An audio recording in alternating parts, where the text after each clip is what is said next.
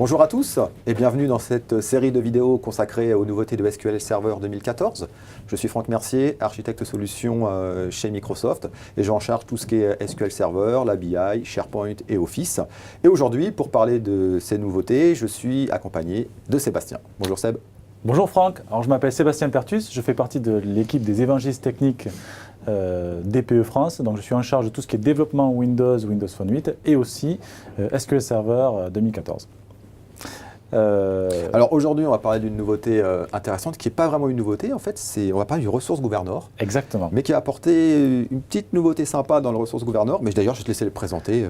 Exactement. Alors le Ressource Governor c'est quoi? Eh bien ça nous permet de monitorer les ressources de votre instance SQL Server. Donc c'est pas une nouveauté, ça existait déjà. Ce qui est sympa, c'est que avant on était capable de monitorer tout ce qui était ressources, CPU et mémoire. Et tu vas voir qu'aujourd'hui avec SQL Server 2014, on a une nouveauté qui arrive, c'est le fait de pouvoir monitorer les I/O. Ah, c'est une bonne chose ça. Voilà. Donc comme tu sais, le nerf de la guerre Exactement. chez la base de données, c'est les I/O. Et le Ressource Governor va nous apporter cette nouveauté-là. Alors comment ça marche un Ressource Governor? Eh bien c'est simple, on va juste, lorsqu'on arrive sur une base de données avec une connexion, donc on arrive avec une session, eh bien c'est nous qui allons diriger cette connexion vers ce qu'on appelle des workloads ou des qui sont associés à des pools de ressources, bref. Et c'est ce qui va nous permettre de dire, eh bien tu vois par exemple, j'arrive, je suis le super administrateur, j'ai donc droit à tant de CPU, tant de mémoire et maintenant tant d'I/O. Par contre, si je suis un testeur, eh bien j'ai besoin peut-être de moins de CPU, moins de mémoire, et donc j'ai un pool qui est un peu plus restreint. Ça va nous permettre d'affiner un petit peu la répartition de la charge des utilisateurs qui arrivent sur ma base de données. Alors je prends les utilisateurs ou même que ce soit la répartition de la charge suivant la base de données. D'accord. Finalement, c'est toi qui décides un petit peu comment tu répartis. C'est soit on fait le test sur qui se connecte, soit sur la destination, quelle base. Donc normalement, ce sont les informations principales que tu as quand tu arrives avec une session. C'est ton nom, la base de données que tu attaques. Donc après, la répartition se fait souvent sur ces deux cas-là. D'accord. Voilà.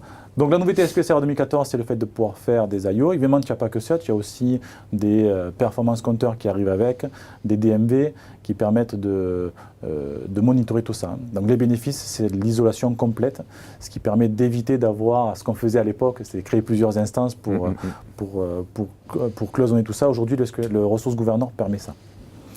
Donc là, tu as la syntaxe, mais tu peux passer par les interfaces proposées par SQL Server Management Studio. Puis je vais vous faire une petite démo derrière. Tu peux tout faire en... Tu peux tout faire avec l'interface graphique, sauf les I/O où il faut encore passer par la DMV. Donc les performance compteurs et les X-Event. Mais je vais te faire une démo pour te montrer un petit peu comment ça fonctionne. D'accord. Alors, la démo est très simple. Ici, j'ai deux bases de données qui sont Customer 1 et Customer 2. Sur lesquels je vais appliquer mon ressource gouvernant. Donc l'idée c'est quoi? C'est de dire, eh bien, je vais, suivant la base, alors là je pars du prédicat que je vais choisir suivant la base de données, pas suivant l'utilisateur. Donc si tu arrives sur la base de données 1, tu auras tant d'I/O. Si tu arrives sur la base de données numéro 2, tu auras tant d'I/O. C'est un petit peu ça l'idée. Hein. D'accord. Donc comment est-ce que ça marche? Tu vois ici, j'ai des scripts. Alors je fais tout par script pour aller plus vite, mais tu peux passer par l'interface d'administration. Donc je vais créer deux ressources pools. Et ces ressources pools-là, je vais les affecter de ce qu'on appelle des workload groups. Et après, je vais faire ma fameuse fonction de classification. Donc, alors, c'est cette fonction que tu dois passer par script. Voilà, ça, tu es obligé de le passer par script. Il n'y a pas d'interface finalement, il n'y a pas d'interface et de wizard pour créer une instruction SQL. D'un autre côté, c'est là où tu fais tes règles. Exactement. Donc tu vois ici, ma règle, elle est très simple. Si je demande à arriver sur la base de données numéro 1, je suis redirigé vers le groupe numéro 1. Si j'arrive sur la base de données numéro 2, je suis redirigé sur le groupe numéro 2. Et sinon, j'ai sur le groupe par défaut qui existe, qui est le default. Donc pour toutes les autres bases de données, j'ai la puissance normale. Donc je crée cette fonction-là. Hop. Et après, ce que je vais faire, je vais y affecter mon ressource gouverneur à cette fonction de classification. Ce qui est fait là. Et après, tu vois ici, alors là j'utilise la nouveauté sur les I/O, mais on fait pareil pour la CPU et la RAM. Ce que je vais faire, je vais affecter à mes deux pools de ressources les I/O minimum et maximum. Donc là, dans cet exemple-là, eh bien, ce que je fais, je prends minimum 0, maximum un chiffre qui est 2 puissance et quelques, pour globalement dire, eh bien, en fait, j'ai les deux pools qui sont finalement égaux. C'est pour la démonstration, juste pour montrer un petit peu ce qu'on a quand on touche à rien.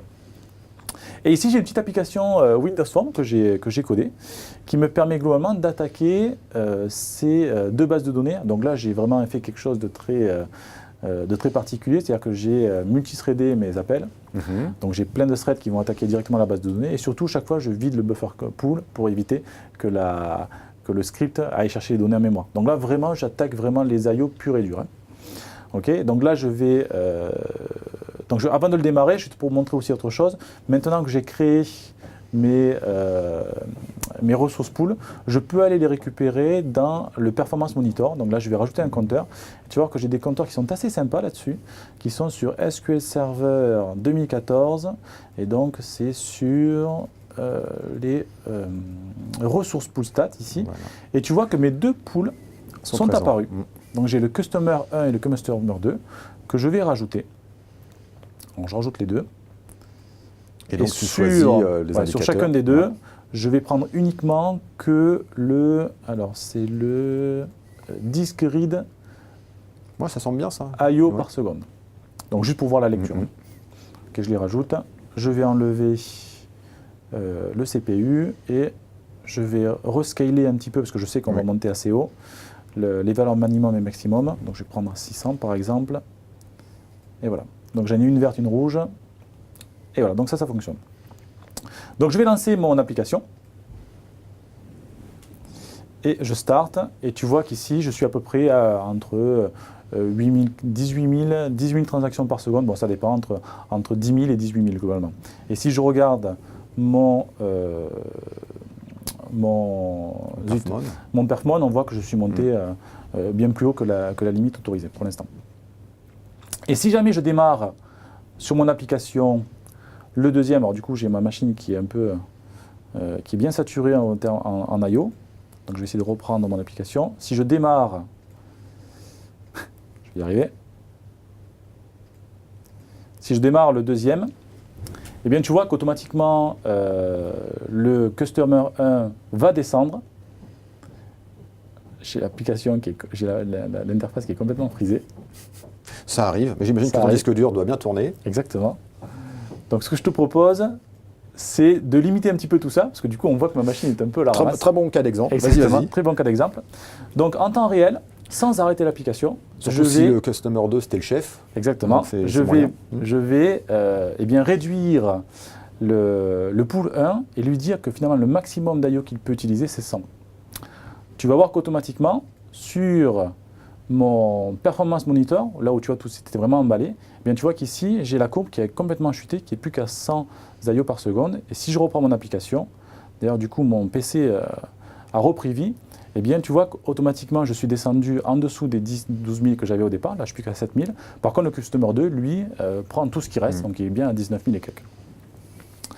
Et pour la petite idée, ce que je vais faire, eh bien je vais réduire encore les IO pour le numéro 2, juste pour le fun. Lui, je vais lui dire qu'il n'en a plus que 10.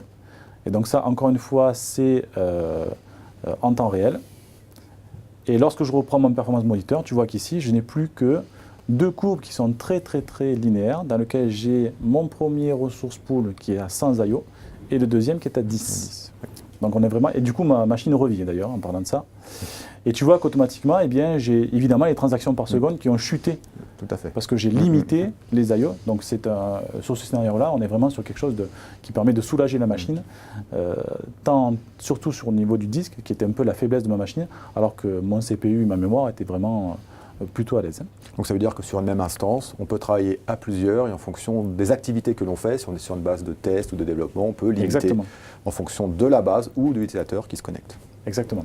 Donc ça, c'était une grosse nouveauté, les IO sur les ressources gouvernantes. Ça permet vraiment aujourd'hui d'avoir un outil qui va vraiment permettre de cadrer l'utilisation des ressources d'une machine physique. Voilà Franck, je te remercie pour... merci pour cette démo, puis un beau cas d'exemple justement d'utilisation de la machine. Merci à vous d'avoir suivi cette présentation et je vous dis à bientôt pour de nouvelles vidéos. À bientôt.